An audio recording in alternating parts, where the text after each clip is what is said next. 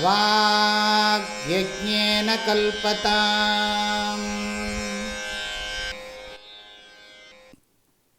லபந்தே பிரம்ம நிர்வாணம் ரிஷயः க்ஷீணகல்மஷாः சின்னத்வைதாயதாத்மானः சர்வபூதஹிதே ரதாः. பிரம்ம நிர்வாணம் லபந்தே யார் அப்படின்னா ரிஷயः க்ஷீணகல்மஷாः சின்னத்வைதாः யதாத்மானः சர்வபூதஹிதே ரதாः பிரம்ம நிர்வாணம் லபந்தே. முதல்ல க்ஷீணகல்மஷாக எடுத்துப்போம். க்ஷீணகல்மஷாகனா கர்மயோகம் பண்ணி மனசில் இருக்கிற மாசுகளை எல்லாம் நீக்கியவர்கள் அப்படின்னு அர்த்தம். க்ஷீணகல்மஷாக. ரிஷயா, ரிஷயான்னு சொன்னால் ஸ்ரவணம். ரிஷயான்னா ஞானிகள்னு அர்த்தம். நான் ஏற்கனவே சொல்லியிருக்கேன், ரிஷின்னா அறிவாளி அப்படின்னு அர்த்தம். ரிஷிங்கிற சப்தத்துக்கு விசேஷமான அர்த்தம் என்னென்னா, கண்ணுக்கும் கருத்துக்கும் எட்டாததை உணர்பவனுக்கு தான் ரிஷின்னு பேர். சாஸ்திரத்தில் ரிஷிக்கு நிறைய லக்ஷணங்கள்லாம் இருக்குது. ஒரு லக்ஷணம் என்னென்னா, தன்னுடைய சரீரத்தில் இருக்கக்கூடிய அந்த அன்ன ரசம் சமன்னு சொல்கிறோமே, அதை எப்பவும் மேல் நோக்கியே கொண்டு போகிறவன் அவனுக்கு ரிஷின்னு பேர். கடுமையான தபஸ் பண்ணுறவன், கட்டுப்பாடோடு சாப்பிட்றவன், இந்திரியங்களையெல்லாம் கட்டுப்பாட்டில் வச்சிருக்கிறவன், பிறருக்கு சாபம் கொடுக்கவும் முடியும், அனுகிரகம் பண்ணவும் முடியும், பொய்யே பேசாதவன், இவனுக்கு தான் ரிஷின்னு பேர்.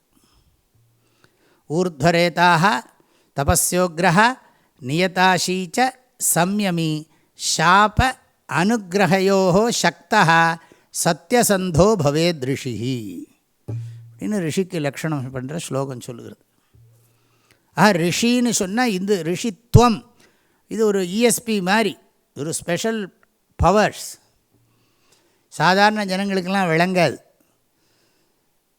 இதெல்லாம் எப்போ பார்த்தாலும் இந்திரிய தர்ப்பணமே பண்ணிகிட்டு இருக்கான் நிறைய பேர். இந்திரியங்களுக்கு தர்ப்பணம் பண்ணிகிட்டு இருக்கிறவனுக்கு புரியாது. பித்ரு தர்ப்பணமெல்லாம் விடுங்கோ, இந்திரிய தர்ப்பணம். பித்ரு தர்ப்பணம் முடிஞ்ச உடனே என்னென்னா வடை பாயசத்தோடு நல்ல சாப்பாடு. தேவ தர்ப்பணம், பித்ரு தர்ப்பணம், ரிஷி தர்ப்பணம் எல்லாம் முடிஞ்ச உடனே இன்றைக்கி என்ன ஆற்றுல என்ன நெய்யப்பமா அப்படின்னா, ஆமாம்மா நெய்யப்பம் பொரி கிரி எல்லாம் பண்ணுறா. இங்கே தர்ப்பணம் பண்ணுற போதே அந்த தர்ப்பணம் பற்றி ஞாபகம். சரி, ரிஷின்னு சொன்னால் ஜென்ரல் மீனிங் என்னென்னா படித்து விஷயம் புரிஞ்சுண்டவன் அர்த்தம். ரிஷி, ரிஷி தன்மை இதெல்லாம் நிறைய இருக்குது. ரிஷிகள்லேயே நிறைய கிரடேஷன்லாம் இருக்குது. மகரிஷிஹி, ரிஷிஹி ஜென்ரல். இது இப்போ என்னது, பத்மஸ்ரீ, பத்மபூஷன், பத்ம விபூஷன் அப்படிங்கிற. பத்மபூஷனுக்கும் பத்ம விபூஷனுக்கும் ஒரு கூட ஒரு வி போடணும். பத்ம விபூஷன், அப்புறம் பாரத ரத்னா எல்லாம் வச்சுக்கிறான் இல்லையா. அது மாதிரி தான் ரிஷிலேயே ரிஷிஹி, அப்புறம் ரிஷிஹி, தேவ ரிஷிஹி, பிரம்ம ரிஷிஹி, ராஜ ரிஷிஹி, இப்படியே ஏதாவது சொல்லிகிட்டே இருக்கிறது. ஏதோ எல்லாருக்கும் ஏதோ ஒரு அட்ஜெக்டிவ் போட்டால் ஒரு பரமானந்தம். ஊர் முழுக்க அப்படி தான் இருக்குது. மாண்புமிகு, மானமிகு, என்னத்தையா போடணும். அவன் ஹியூமனை தவிர எல்லாம் சொல்லணும். ஆமாம், மனிதருள் மாணிக்கம்பான். ஏன்னா வீடு முழுக்க மாணிக்கம் சேர்த்து வச்சுருக்கான்னு அர்த்தம். இதெல்லாம் சொல்கிறது. சரி, போட்டு ஆக ரிஷயா, ரிஷயன்னா இந்த கான்டெக்ஸ்டில் ஸ்ரவணம் நல்லா பண்ணியிருக்கான்னு அர்த்தம். பிரஸ்தானத்ரயத்தை ஒரு 3 தரம் இப்படியும் படிச்சிருக்கான். இப்படியும் படிச்சிருக்கான்னா என்ன அர்த்தம், ஆழமாக படிச்சிருக்கான். நல்ல குருநாதர்கிட்ட இருந்து கிரமமாக கீதையை ஒரு 3 தடவை நல்ல விசாரங்கள்லாம் பண்ணிருக்கான். ஏகப்பட்ட பாஷ்யங்கள்லாம் படிச்சிருக்கான். இப்போ எனக்கு சொல்ல என்னென்னா, எனக்கு ஏகப்பட்டது சொல்கிறதுக்கு முடியலேன்னு பேசாமல் இருக்கேன். ஒரு அழகான கமெண்ட்ரிஸ் இருக்குது, அது எடுக்கவே இல்லை, 11 கமெண்ட்ரிஸ் அந்த பழைய இதில் இருந்தது, இப்போ காணும். அது ஐபேடில் இருந்து இப்போ அது எங்கே இருக்குது தெரியல. பியூட்டிஃபுல் கமெண்ட்ரிஸ்லாம் வச்சுருக்கேன் நான். ஒரு கமெண்ட்ரியை பார்த்தா பிரம்மாண்டமாக இருக்குது. பகவத்கீதைக்கு மாத்திரம் வாழ்க்கையை டெடிகேட் பண்ண முடியும், அவ்வளவு கமெண்ட்ரிஸ் அவைலபிள். கீதா ஸ்பெஷலிஸ்ட் பண்ண முடியும், அவ்வளோ விஷயங்கள் இருக்குது. அப்போ அது இருக்குது, பிரம்மசூத்திரம் இருக்குது. இதுக்கு ரிஷயான்னு சொன்னால் பிரஸ்தானத்ரயத்தை நன்றாக அத்தியனம் பண்ணவன் அர்த்தம். ஒரு தரத்துக்கு 10 தரம் பார்க்கணும். ஒரே ஸ்லோகம் பலவிதமாக அர்த்தங்கள்லாம் கொடுக்கறது. நவில் தோறும் நூல் நயம் போரும், கற்றறிந்தார் மேலும் கற்பதற்கு காமுருவர், வள்ளுவர் சொன்னார். அதாவது ஸ்டூடெண்ட்டும் ரொம்ப ஆசையாக கேட்கணும். தலை இதேன்னு உட்காந்துருந்தான்னா டீச்சருக்கு இருக்கிறதெல்லாம் மறந்து போயிடும். அப்போ ஸ்டூடெண்ட்டும் எப்படின்னா அந்த ஆர்வத்தோடு இருக்கணும். அந்த மூஞ்சியை பார்த்தாலே சொல்லணும்னு ஆசையாக இருக்கணும். அப்படி பார்த்த உடனே என்னென்னா, பாவம் சாப்பிட்டானோ இல்லையோ தெரியல, இது எப்படி இருக்கான்னு தெரியல, யோகா பண்ணானா, பிரிஸ்காக இருக்கானா இல்லையா, ஒன்றும் புரியாது.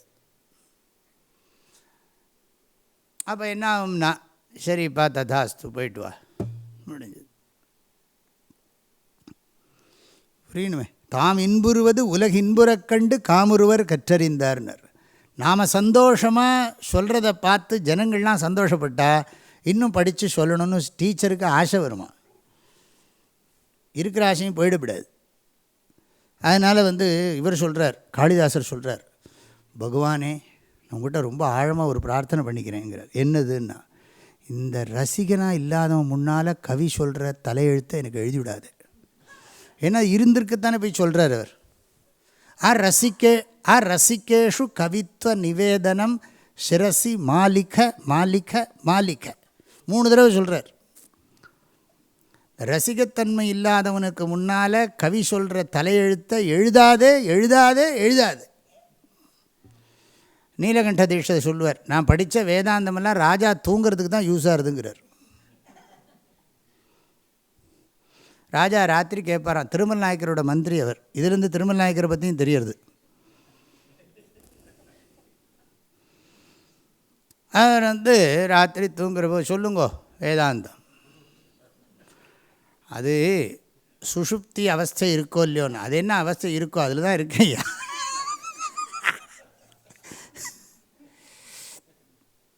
எழுதியிருக்காரு சாந்தி விலாசங்கிற புஸ்தகத்தில். ஃபேமிலியை பற்றி, பசங்களை பற்றி, மனைவியை பற்றி, வீட்டை பற்றி, அதெல்லாத்தையும் இதில் இதுகளுக்கெல்லாம் போய் நம்ம தலையெழுத்தில் மாட்டின்டோமேன்னெலாம் எழுதுகிறார் அவர். என்னமோ குதித்த மாதிரி பேசுகிறான் என் பையன். இவன் இப்போ என்னமோ பிரகாசத்தை புதுசாக அவன் மாத்திரம் வந்த மாதிரி, அதுக்கு முன்னாடி ஒருத்தனுமே அறிவில்லாத மாதிரி பேசுகிறான், இப்படிலாம் எழுதுகிறார்.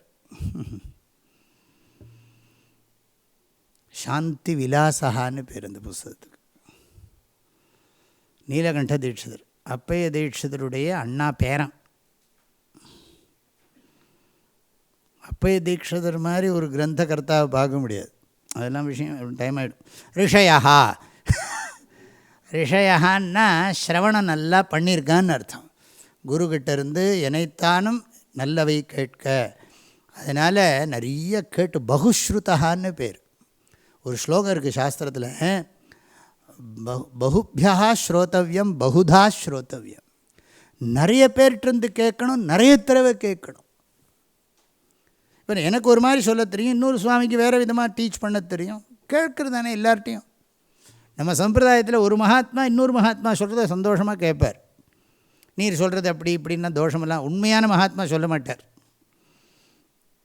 பொறாமை பிடிச்ச மகாத்மாவாக இருந்தால் அவருக்கு அது ப்ராப்ளம். அவரோட பொறாமை அவருக்கு தான் ப்ராப்ளம். நம்ம இதில் அதெல்லாம் கிடையாது. நம்ம சாஸ்திரத்தெல்லாம் பார்த்தா பொறாமை இல்லாமல் எப்படி இருந்திருக்காங்கன்னு ரொம்ப நிறைய தெரியும். ஏன்னா மனுஷன்ட்ட பெரிய தோஷமே பொறாமை தானே. அழுக்காறு எனும் ஒரு பாவின்னார் வள்ளுவர். இன்னொருத்தனோட இதை நல்லா இருக்கட்டும்னு நினைக்கிறதுல என்ன குறைஞ்சி போச்சு? அது மாத்திரம் இல்லை, தற்பெருமையை அதிகமாக சொல்லி இன்னொருத்தனை மட்டம் தட்டுறதுல ஒரு ஆனந்தம், அல்பானந்தம். ரிஷயா எதுக்கு சொல்கிறேன்? பகுபியா ஸ்ரோதவியம், பல பேர்கிட்டருந்து கேட்கணும். ஆரம்பத்தில் ஒரு குருக்கிட்ட படிக்கணும் கொஞ்ச நாளைக்கு. விஷயம் புரிகிற வரைக்கும். அதுக்கப்புறம் நிறைய மகாத்மாக்கள் அதே சம்பிரதாயத்தை சேர்ந்தவங்களாக இருந்தாலும் சரி, பின்ன சம்பிரதாயமாக இருந்தாலும் சரி, என்ன தான் எல்லோரும் வேல்யூஸை தானே சொல்ல போகிறாங்க. ப்ரெசன்டேஷன் நல்லா இருந்தால் எடுத்துக்க போகிறோம். இதில் என்ன குறைஞ்சி போச்சு? இதுனா அவருக்கு என்ன பேட்டன்ட்டா? அதெல்லாம் கிடையாது. நம்ம தேசத்தில் என்றைக்குமே கிடையாது. செத்து போகிறவனுக்கு என்னத்துக்கு பேட்டன்ட்? ஞானம் என்றைக்கு இருக்கணும் உலகத்தில். அப்படிலாம் சங்கராச்சாரியர் பேட்டன் பண்ணியிருந்தால் இன்றைக்கி இருக்குமா? இது சங்கராச்சாரியர் பரம்பரைக்கு நம்ம ராயல்ட்டி கொடுத்துட்டு உட்காந்துருக்கணும். தியாகராஜர் பாட்டை தான் எல்லோரும் பாடின்னு உட்காந்துருக்காங்க. யார் எத்தனை பேர் தியாகராஜருக்கு சமர்ப்பணம் பண்ணுறாங்க? எல்லாத்தையும் அந்த பாட்டையே மாற்றி நான் இயேசுவை பாடுவேங்கிறான். அப்படிங்கிற போது தியாகராஜர் பாவம் ராமரை பற்றி பாடியிருக்கார். அப்படி கஷ்டப்பட்டு இது அவர் அவ்வளோ பக்தியோடு பாடியிருக்கார். அந்த பாட்டையே கிரிச்சு இன்னொரு மதத்துக்காக பாடுறேன்னு நம்ம ஹிந்துவே போகிற போது தலையில் தான் அடிச்சுக்க வேண்டியிருக்கு. ரிஷயா ஸ்ரவணம் நன்றாக பண்ணினவன். அது மாத்திரம் இல்லை, சந்தேகங்கள்லாம் வந்துன்னு வச்சுங்கோ. சின்ன துவைதாக, துவைதம்னா சந்தேகம்னு அர்த்தம். சம்சய திகோட்டிக்கா சம்சய. திடீர்னு ஜீவாத்மாவும் பரமாத்மாவும் ஒன்றுன்னா, இத்தனை நாளாக நான் பரமாத்மா தாசனாக இருந்தவனை போய் பரமாத்மா தான் நீ ஒன்றும் தாசன் கிடையாது, நீயே சுவாமி அப்படின்னு சொன்னால் எப்படி இருக்கும்? அது சந்தேகம் வரத்தான் செய்யும். நான் ஜீவனா பிரம்மனா சந்தேகம் வரும். அந்த சந்தேகம் போயாச்சு. இப்போ பிரம்மந்தான், சந்தேகமே கிடையாது. சின்ன துவைதாக யதாத்மானஹான்னு சொன்னால் இந்த இடத்துல என்னென்ன சின்னத்வைதாகன்னா சம்சயரஹிதாக, மனனம் பண்ணினவன் அர்த்தம். பிரம்மசூத்திரத்தை தரோவாக படிச்சிருக்கான்னு அர்த்தம். நான் என்னோடய பாஷையில் சொல்கிறேன், அதெல்லாம் கமெண்ட்ரிலாம் இருக்காது.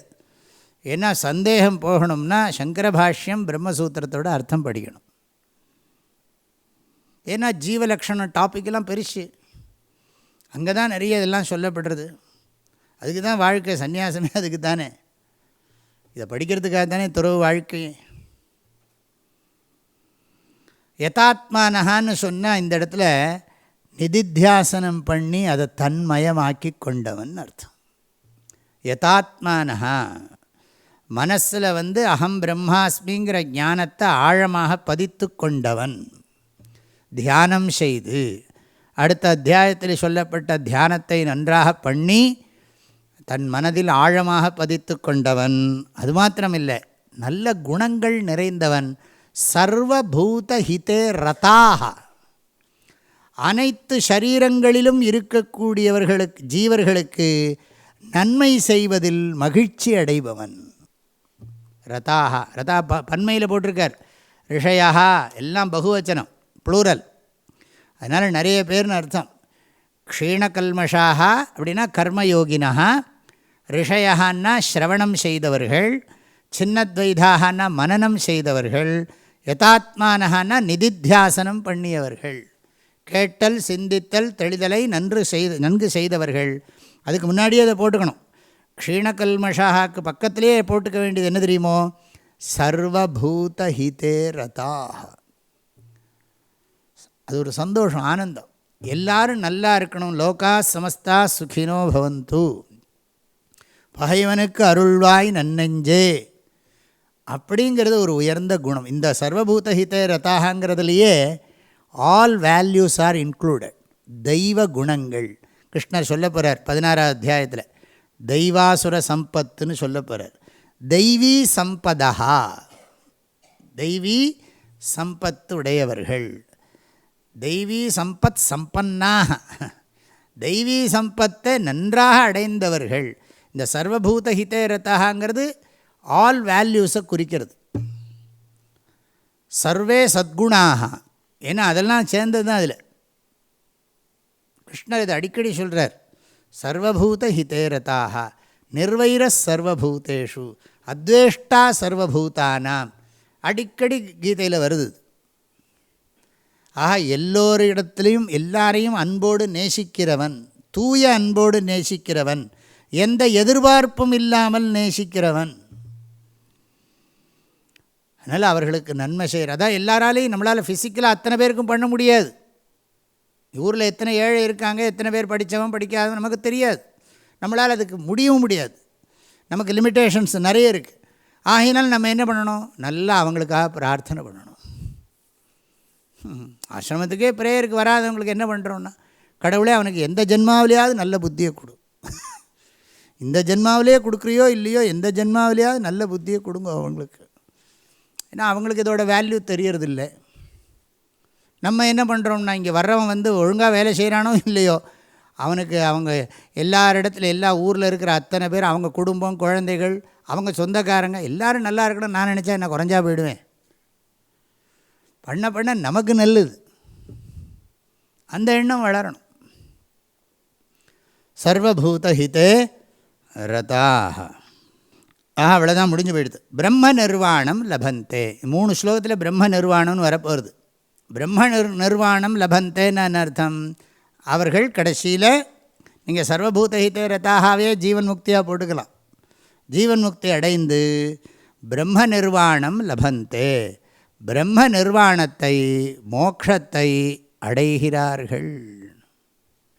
பிரம்ம நிர்வாணம்னா விதேக முக்தி. மறுபடியும் அவனுக்கு இந்த உடம்போட சம்பந்தம், இங்கே இருக்கிற போதே உடம்பு மனசோட சம்பந்தம் இல்லாதவனுக்கு மறுபடியும் உடம்பு மனசோட சம்பந்தம் வருமா என்ன? வராதுன்னு அர்த்தம்.